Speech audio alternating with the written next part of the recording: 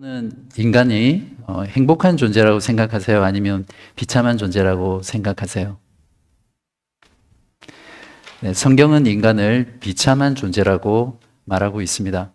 비참이라는 이 단어가 독일어로 엘렌드라는 단어거든요. 이 단어가 가진 뜻이 뭐냐면 낙원에서 추방된 이런 의미입니다. 그러니까 인간이 비참하게 된 이유가 하나님께 죄를 짓고 낙원, 에덴 동산에서 쫓겨났기 때문에 비참하게 됐다는 겁니다. 그러니까 결국 인간이 행복한 존재로 다시 돌아가기 위해서는 낙원으로 돌아가야 되는데요. 어떻게 하면 낙원으로 돌아갈 수 있습니까? 바로 죄의 문제를 해결해야 되겠죠. 그렇다면 어떻게 죄의 문제를 해결할 수 있습니까? 지난주 설교에서 저는 예수님께서 못 박혀 달리신 예수님이 함께 달렸던 그 두 행악자 중 한 영혼을 구원하시는 그런 내용들에 대해서 다루었습니다. 특별히 예수님이 십자가에 달리신 그 모습을 보고 모든 자들이 부정적으로 반응했지만 유일하게 한 사람만 긍정적으로 반응하고 바로 그 자에게 네가 오늘 나와 함께 낙원이 있으리라 이렇게 구원을 선언하는 것으로 설교를 마쳤습니다. 자, 거기에 이어지는 본문인데요. 바로 그 말씀을 하실 때 우리 마음속에 이런 의문이 들 겁니다.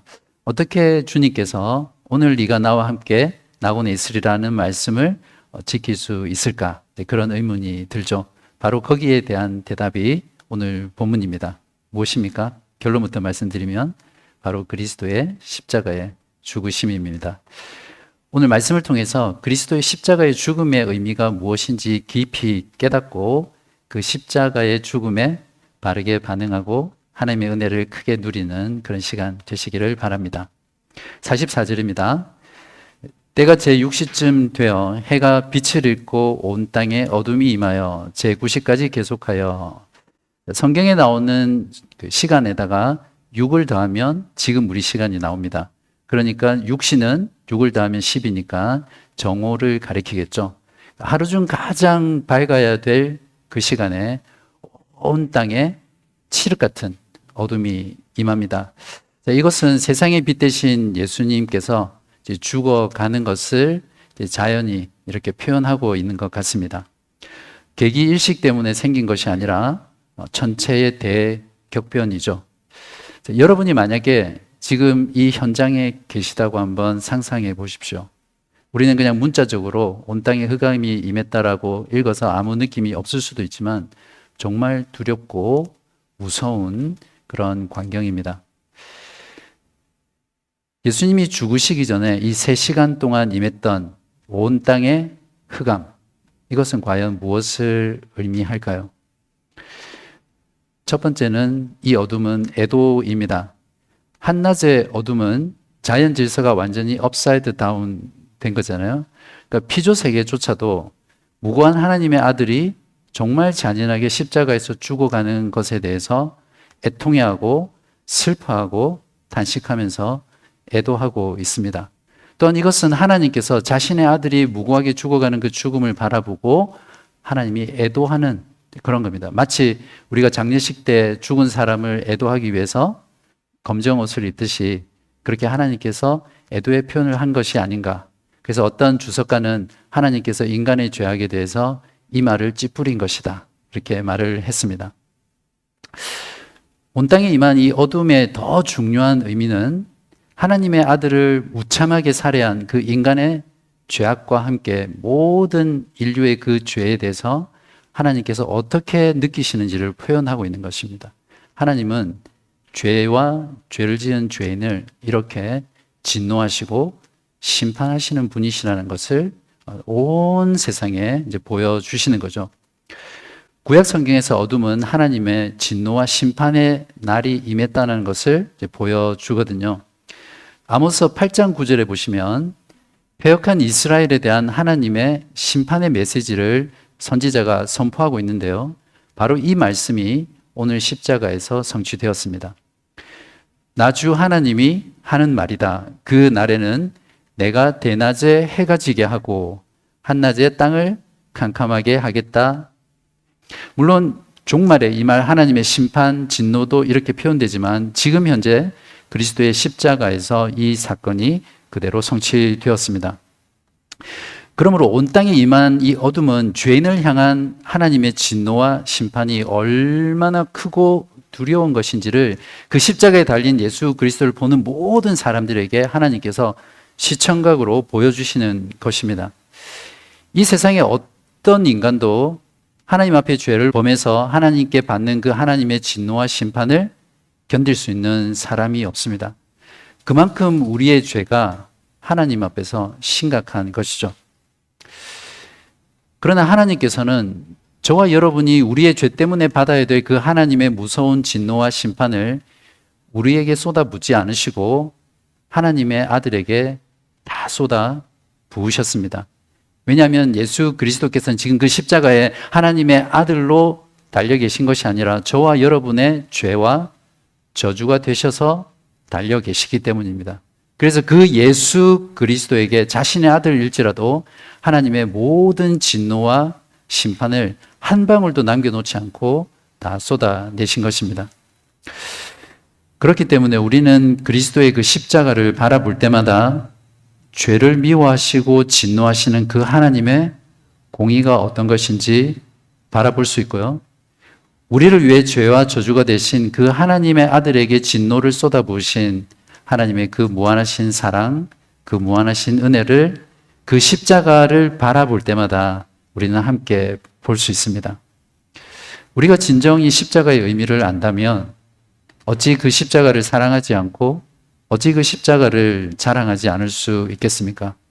만약 저와 여러분의 마음 가운데 이 십자가를 바라보며 하나님의 공의와 사랑을 바라보고 이 십자가를 사랑하고 자랑하는 마음이 없다면 그분은 어쩌면 아직 그리스도의 이 십자가의 의미를 온전히 깨닫지 못하고 있거나 그 십자가가 나에게 전혀 의미를 주지 않는 그런 상태일 것입니다. 누가는 바로 이어서 휘장이 찢어진 것을 기록하고 있는데요. 실제로 다른 복음서를 보면 예수님이 죽으신 뒤에 휘장이 찢어진 걸 기록하고 있거든요. 그러니까 누가는 의도적으로 문학적인 기법으로 예수님의 그 죽으심으로 인해서 휘장이 찢어진 것을 강조하기 위해서 문학 기법에서 도치법이라는 거 있잖아요. 그래서 순서를 바꿔서 앞에다가 놓고 있는 것입니다.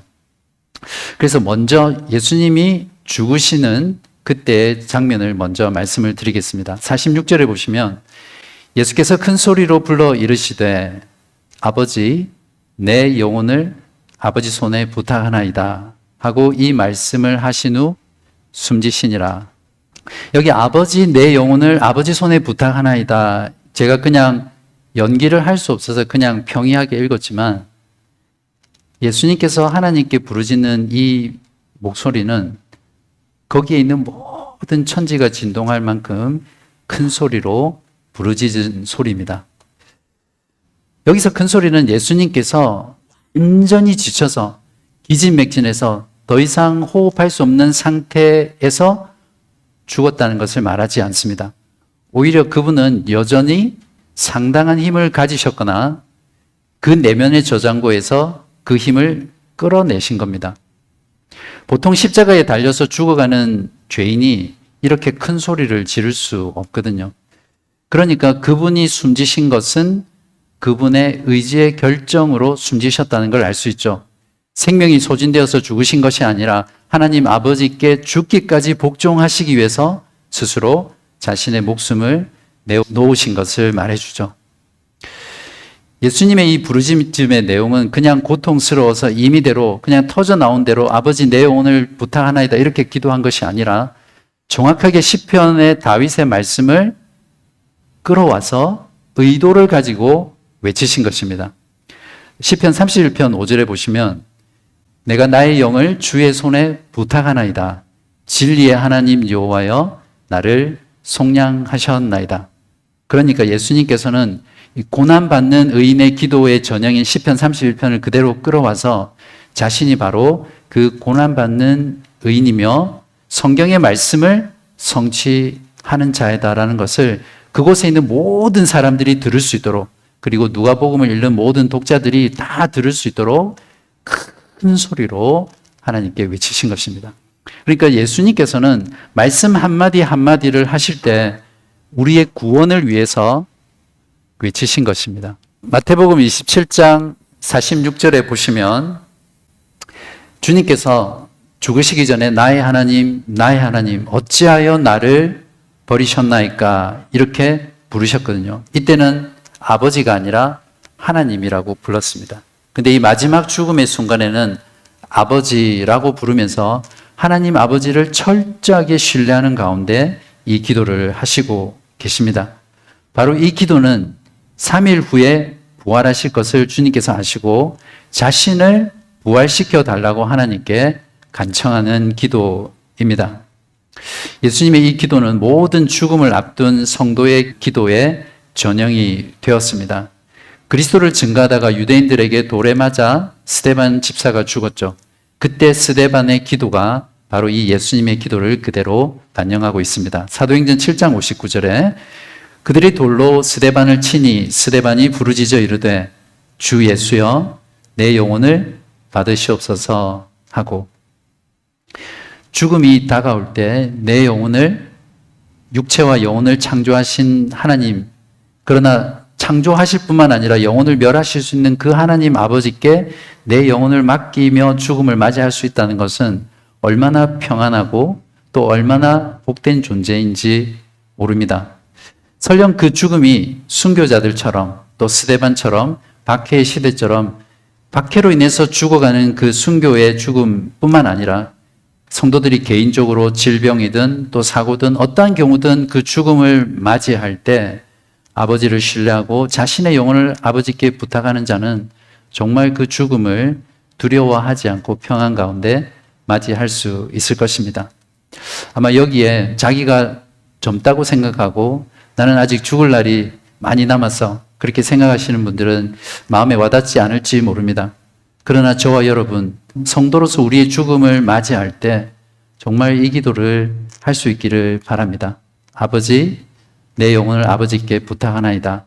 이렇게 우리의 마지막을 맞출 수 있다면 그것이 얼마나 행복한 자이며 그런 기도 자체가 주변에 있는 많은 사람들에게 복음을 증가하는 일일 것입니다.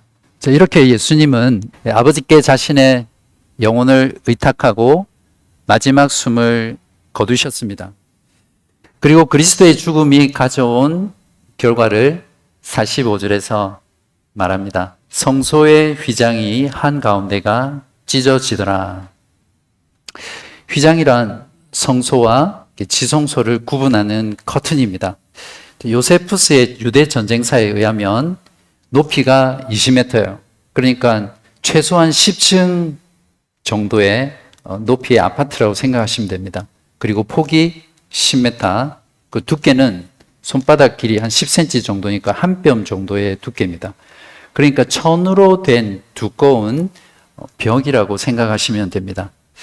자, 이것은 죄인인 인간이 죄를 용서받기 전에는 절대 거룩하신 하나님, 생명의 원천이신 하나님께 나아갈 수 없다는 것을 하나님께서 보여주시는 장치이죠.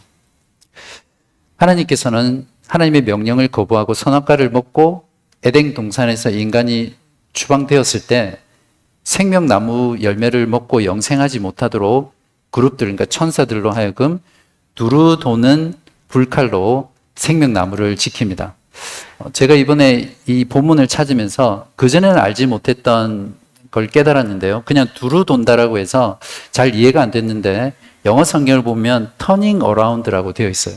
그러니까 생명나무에 인간이 먹고 영생하지 못하도록 모든 방향을 이렇게 자동 기계처럼 회전하면서 지키고 있는 그런 모습입니다.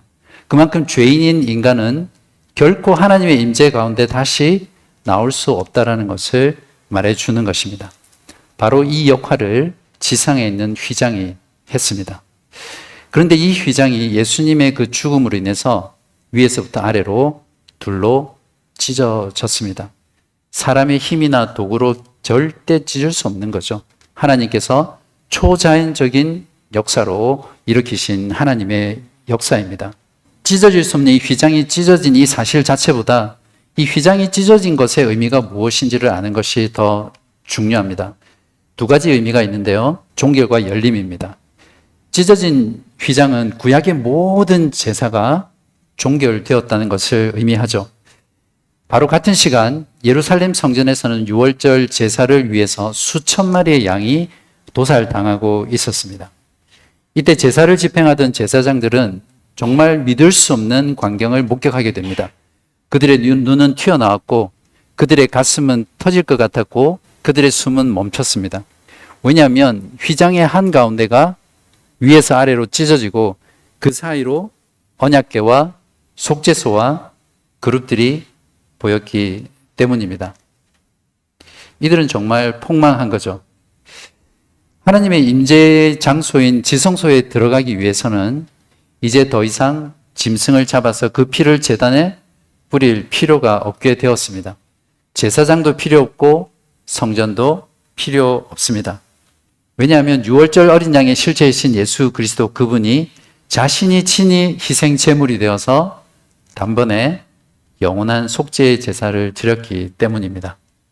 히브리서 9장 11절에서 12절에 그리스도께서는 장래 좋은 일의 대제사장으로 오사 손으로 짓지 아니한 것 곧 이 창조에 속하지 아니한 더 크고 온전한 장막으로 말미암아 용서와 송아지의 피로 하지 아니하고 오직 자기의 피로 영원한 속죄를 이루사 단번에 성소에 들어가셨느니라.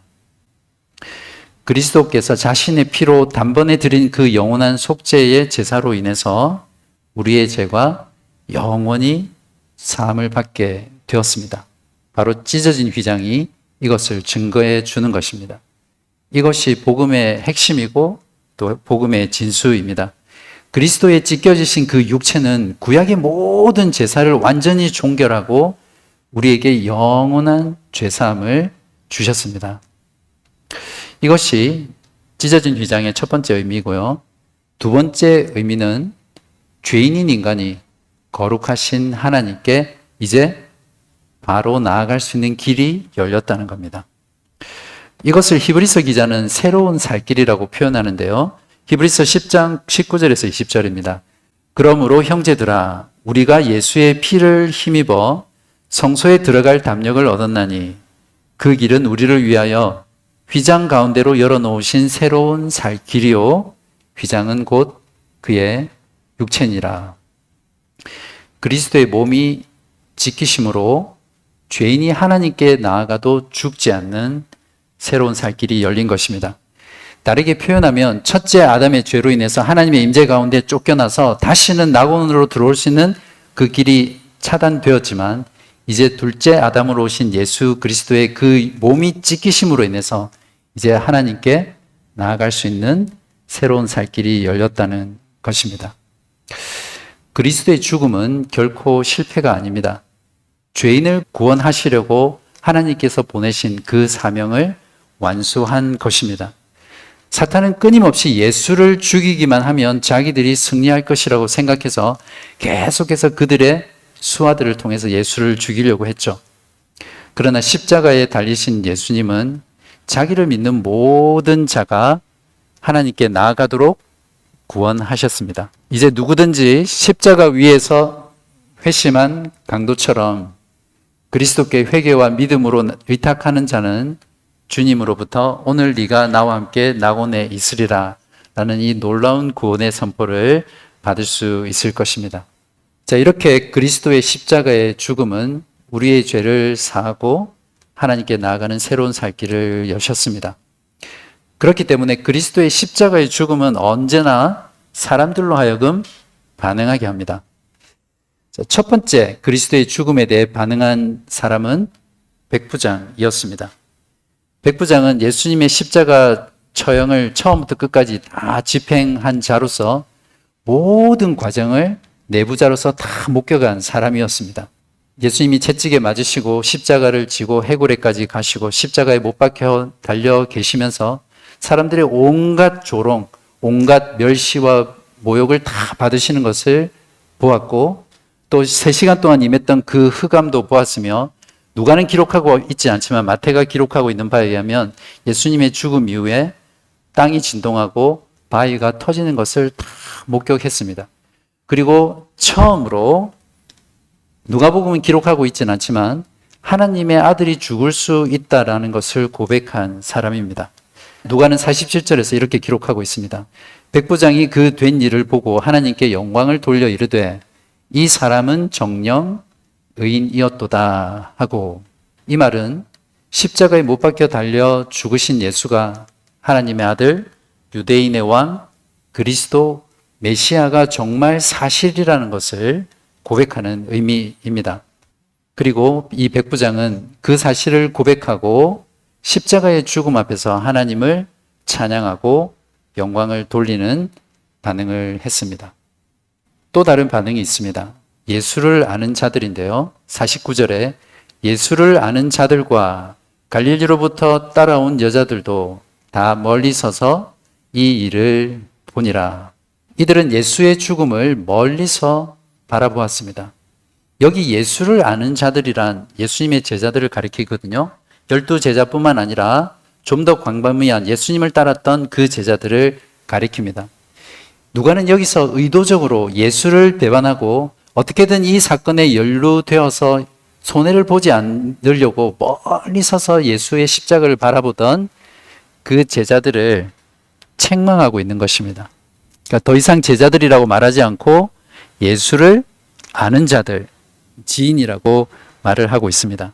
네, 오늘날 신자들 가운데서도 예수님의 제자이면서도 예수를 아는 자들로 신앙생활하는 사람들이 있습니다. 어떻게든 예수와 예수 믿는 자들과 얽히지 않으려고 하고, 또 예수를 믿는다는 것을 내가 드러내었을 때 받게 될 그 손해를 받지 않기 위해서 십자가에서 멀리 서서 그렇게 신앙생활하는 사람들이 있습니다. 바라기는 저와 여러분은 예수님의 그 십자가에 가장 가까이에서 예수를 아는 자들이 아니라 예수님의 제자라고 불리는 그런 은혜가 있기를 바랍니다. 세 번째, 그리스도의 십자가의 죽음에 반응한 사람은 요셉입니다. 오늘 본문에서는 아리마대 사람이고 산헤드린 공회 회원이며 의로운 사람이고 하나님의 나라를 기다리던 사람이라고 표현합니다. 마태는 요셉을 부자라고 말했고 예수님의 제자라고 말했습니다. 요한은 예수님의 제자이지만 유대인이 두려워 예수의 제자임을 숨기던 자다, 이렇게 소개하고 있습니다. 그러나 오늘 이 요셉의 반응은 그리스도의 십자가의 죽음으로 인해서 더 이상 숨는 제자가 아니었습니다. 당당하게 빌라도의 앞에 나아가서 예수의 시체를 요구합니다. 그리고 예수님의 시신을 세마포로 싸서 사람을 장사한 일이 없는 무덤에다가 장사합니다. 다른 복음서를 보면 몰약과 향품과 함께 세마포에 쌌고 돌로 입구를 막았다고 나와 있습니다. 이렇게 장사하는 것은 그 당시에 왕이나 귀족들만 할 수 있었던 장사의 방법이었거든요. 당시 로마 십자가형의 기본 원칙은 그 시신을 장사하지 않는 것이었습니다. 그냥 그대로 매달아 두어서 썩게 만들거나 또 짐승이나 짐승의 먹이가 되어서 그렇게 버려두는 것이었어요. 가장 잘 그 시신을 대우한 것은 고작 공동묘지에 그냥 던져버리는 것이 십자가형을 당한 죄인들의 시신을 처리하는 방법이었어요.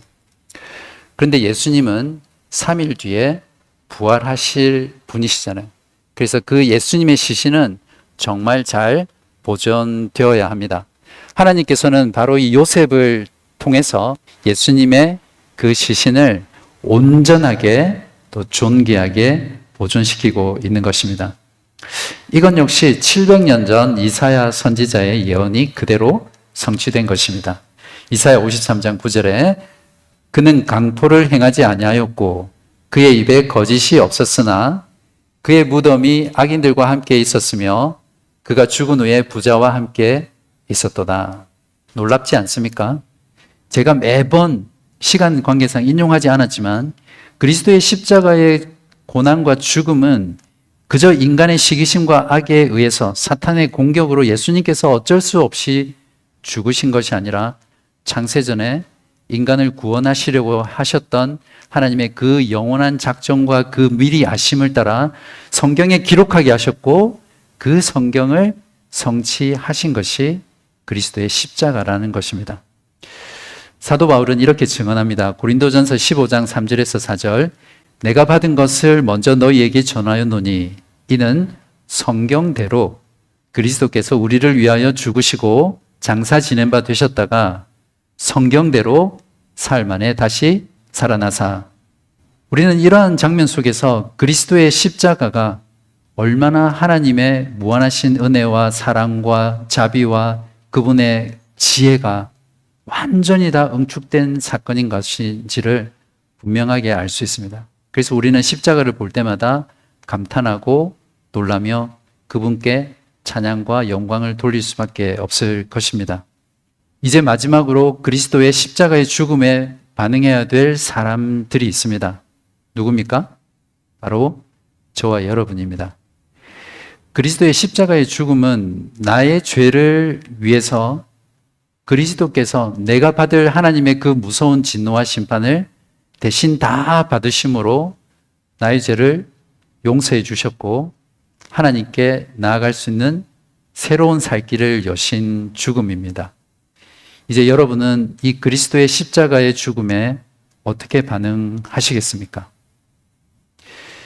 예수를 아는 자처럼 그리스도의 십자가로 인해서 받게 될 세상의 조롱, 또 비난, 희생, 고난, 그 손해가 두려워서 멀리 서 계시겠습니까? 아니면 십자가 그 강도처럼 예수님께 나의 죄를 회개하고 예수님을 믿음으로 나의 영혼을 의탁하고 그분을 찬양하고 백부장처럼 하나님께 영광을 돌리시겠습니까? 지금까지 여러분은 누가복음 말씀을 통해서 예수 그리스도의 그 십자가의 고난과 죽으심의 모든 과정을 다 지켜보셨습니다.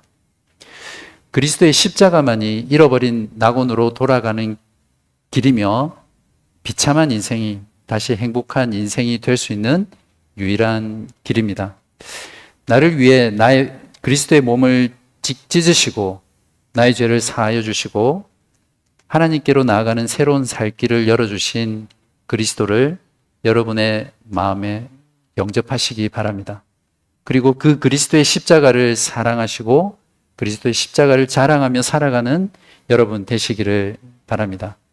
그로 인해서 잃어버렸던 낙원을 다시 찾고 진정으로 행복한 존재로 지금뿐만 아니라 영원토록 살아가는 저와 여러분 되시기를 주님의 이름으로 간절히 축원합니다. 기도하시겠습니다.